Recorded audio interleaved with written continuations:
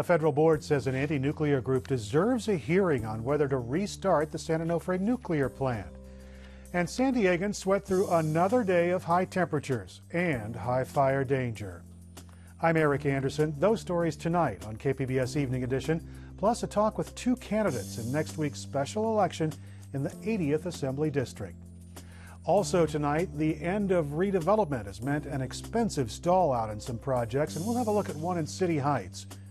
And some highway workers made a big find up near Bonsall. We'll give you an up-close look. KPBS Evening Edition starts now.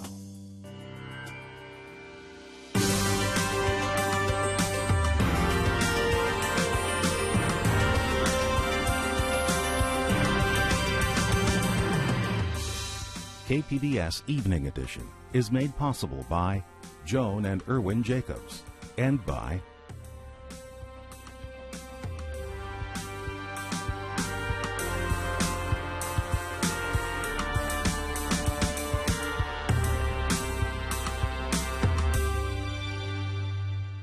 Good evening and thanks for joining us. Dwayne Brown is off tonight. A federal panel says there should be a hearing on whether to restart the San Onofre nuclear power plant. The decision comes from the Atomic Safety Licensing Board. It's an independent panel of judges. They also suspended proceedings by the Nuclear Regulatory Commission. Today's action could delay a decision on whether to restart San Onofre. The federal announcement comes as another anti-nuclear group unveiled a billboard opposing the restart of that plant. Leaders of SanOnofreSafety.org say the facility has the worst safety record, compliance record of all the reactors in the United States. A second day of sweltering temperatures around San Diego County today. The mercury at 98 degrees at San Diego State University by early afternoon. This video was shot just shortly before 2 o'clock. And here's a look at some of the temperatures around the county at that time. 100 degrees in Escondido, 98 in Fallbrook, and 94 degrees in Campo. High temperatures mean high fire danger in California, and federal officials say that budget cuts mean there won't be as many firefighters. Amitha Sharma is in for Peggy Pico tonight with a look at how fire officials are adapting to the new realities of fighting wildfires. So far this year, there have been 1,100 wildfires in California. That's twice the average number for this time of the year.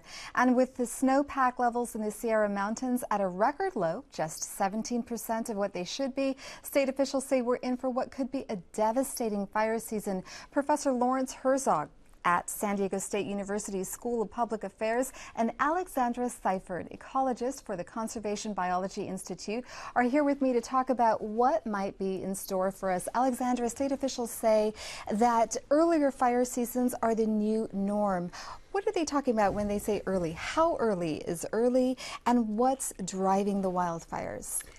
I think actually it's important to understand that the earlier wildfires are not necessarily going to be happening everywhere.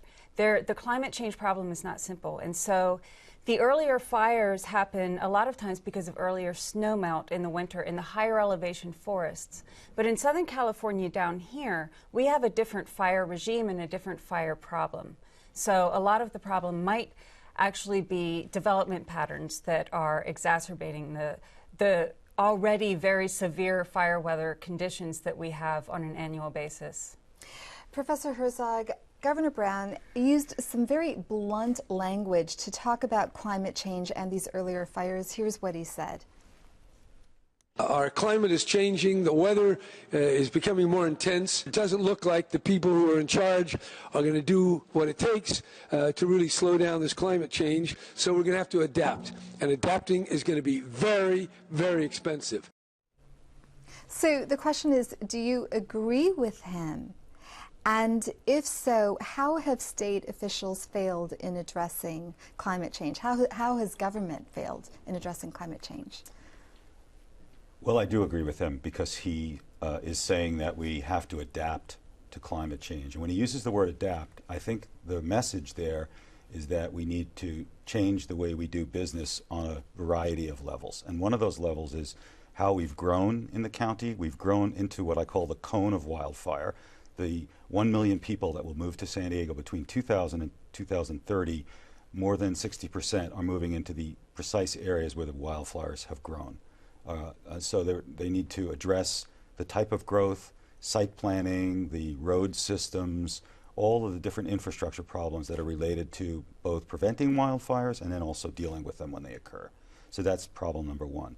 The second thing is, I think, a cultural problem of how we educate the public about wildfires. The problem in the media, not your show, but the general media, particularly the newspapers in San Diego, they tend to present the wildfires as if it's a war, us against nature. Nature is the wildfire, the bad, evil wildfire coming into the region, burning people's houses, putting people out of their homes, and they gather together in Mission Valley, all the governor and the county supervisors, and they make it sound like they're at war. And they don't talk about what we need to do to prevent this happening in the future, how we can plan our communities, how we can allocate more monies to specific areas where wildfires occur. So we can't just see this as something we throw more technology and helicopters dropping water at. We have to think about how we can grow more sustainably. And I think that's what the governor is referring to.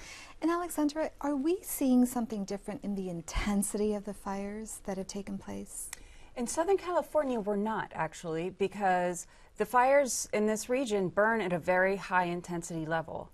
The difference is not necessarily that the nature of fires are changing, although we are having more fire. The problem is that the impacts are increasing. And the reason the impacts are increasing is because of the way we've developed. And we've developed a lot of homes in the most hazardous areas. And so therefore, this combination has not existed before. In Southern California, we have some of the worst fire weather in the country, if not the world. And we can expect that to continue. So we can't believe that we can eliminate these fires. We need to learn how to live with them and adapt in multiple ways that aren't just one solution. We need to find a lot of different solutions, and there's a lot of evidence that we can. And some of these different solutions that you're talking about and that you're talking about, we are seeing resistance to it. I mean, there was an attempt to, well, there is a fire fee for people who live in the backcountry in San Diego, and yet there's been intense criticism over it. What do you say to that? I say, wake up. It's true. There was, I remember back in 2003, there was a guy in Ramona who said, you know, the tree huggers need to leave us alone. We want to determine our own future. And yet that's the same area, Ramona Estates, that was hit very hard by wildfires. And some of us ecology planners and urban planners have been saying you need to figure out a way to make your community more sustainable. And we're going to have to close it there. Sorry. Professor Herzog, Alexandra, thank you so much for coming on the show today. Yeah, thank you. You're welcome. A new report says that San Diego's exports are far behind where they could be, and it's hurting our economy. The Brookings Institution says that San Diego is the 17th biggest U.S. city in both population and goods produced, but we're still 55th in our share of exports. Mayor Bob Filner was on hand for the release of the report today. He says the city needs faster border crossings and more maritime traffic at its port. It's a problem with focusing our community's attention and having the political will and leadership to carry it out. I'm trying to convince the federal government that long lines at the border, it doesn't give us more security, it just hurts our economy. The report also says San Diego's airport, maritime port, and cyber infrastructure are severe bottlenecks that block local exports. The state pulled the plug on redevelopment in 2011. 2 years later, many old redevelopment projects are still in limbo.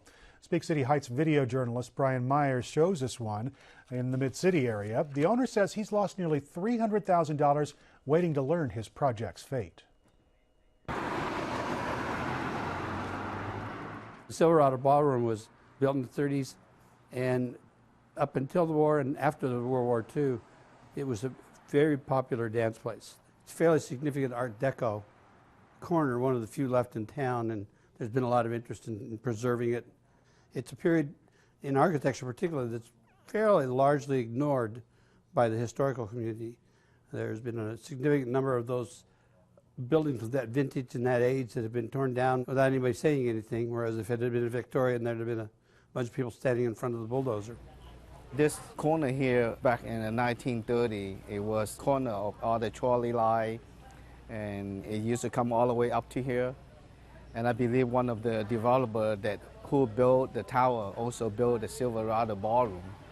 We plan to bring it back the original ballroom so that the community can enjoy the space that designated for ballroom for family occasion like wedding, reception, birthday party, entertainment. I was approved back in maybe 2011. The city will provide assistance to me with a loan to rehab the building, the interior of the building, and the exterior of the building. And I have to relocate one of the tenants, which is the barber shop, so that we can make room for the renovation. But after we moved the tenant, and the funding never came. Unfortunately, we're kind of standing on hold.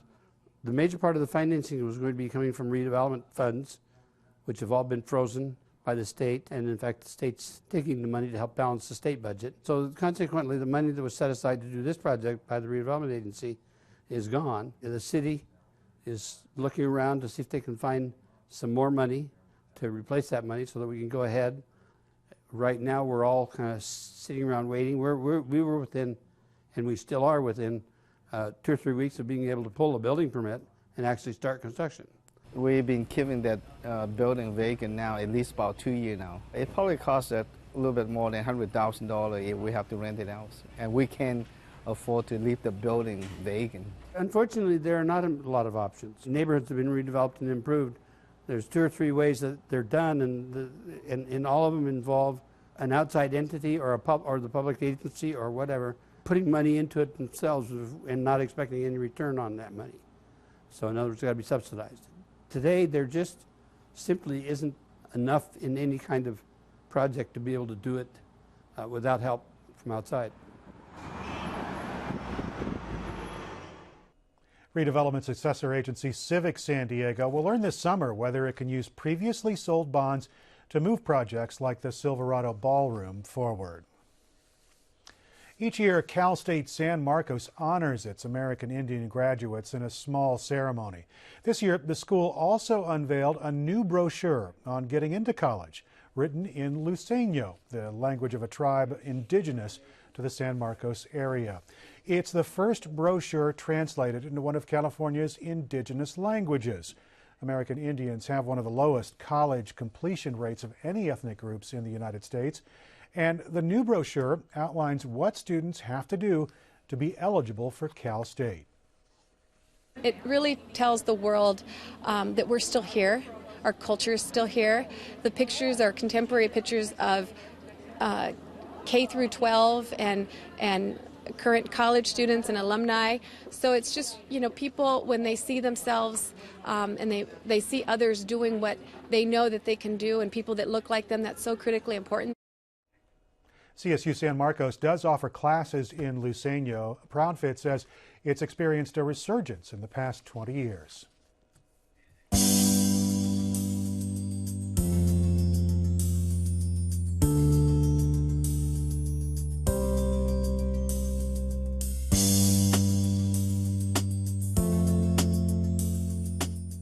We're about a week away from a special election. Next Tuesday, voters in San Diego County will decide who will fill California's 80th Assembly District. Amitha Sharma speaks with those candidates. She cut her political teeth as a powerful labor union leader in the region. He is a 2-term councilman from Chula Vista. Now Lorena Gonzalez and Steve Castaneda are running against each other to fill the 80th Assembly District seat vacated by Ben Hueso, who was recently elected to the Senate. The region includes nearly 178,000 registered voters. The 2 candidates join me now. Lorena, let's start with you. The 80th District actually encompasses most of the southern region of San Diego County. You say that your top priority would be to create jobs for that region. How would you go about doing that if you were elected, and what kind of jobs do you envision? Well, that's a great question, and I think that that's exactly what you started with, is what kind of jobs. We have the biggest land mass of land in the county that's zoned for industrialized use that can actually provide good jobs, but it's underdeveloped, and it's undeveloped now. And we need to figure out in our tax code how we align our tax code and our priorities tax incentives to develop the kind of jobs that we want, self-sustaining, good middle-class jobs. Right now, Walmart is the biggest recipient of enterprise zone tax credits.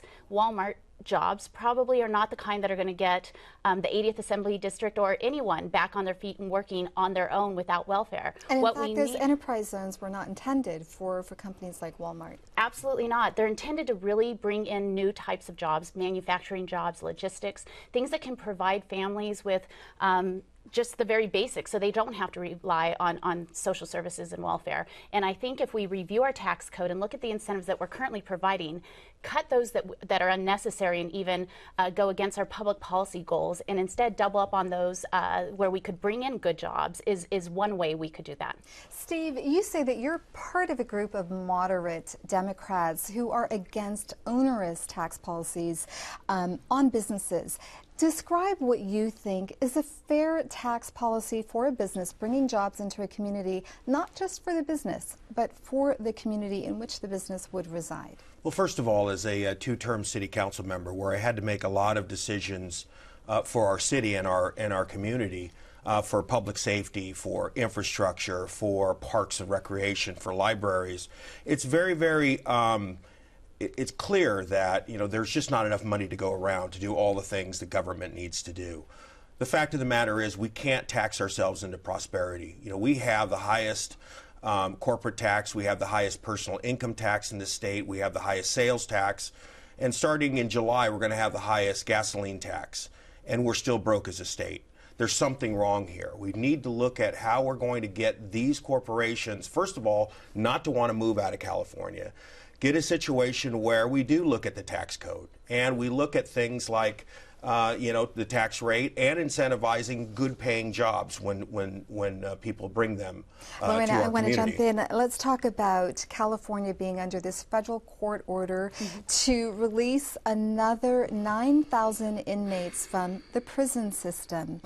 As you know, part of this is because of just the poor health care and mental health care that inmates have received. If you were elected, what would you do to resolve this problem?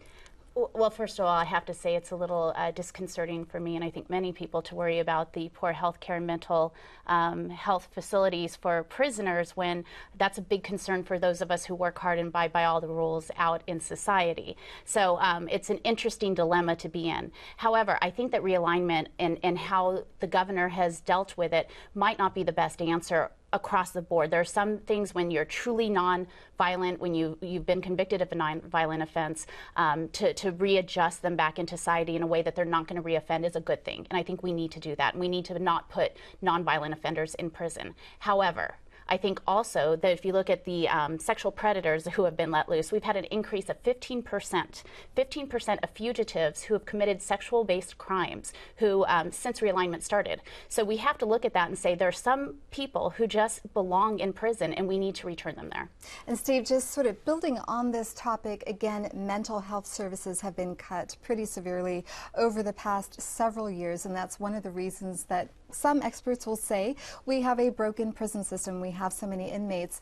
Now that the California economy is rebounding somewhat, would you be in favor of restoring some of those mental health services that were cut? Well, first of all, I think they need to be reformed. If you look at California and the cost of per prisoner for individuals that are in those programs, when you measure against some other states, we spend as much as 200 times more than other states do for the same services. So first of all, we have to look at the cost.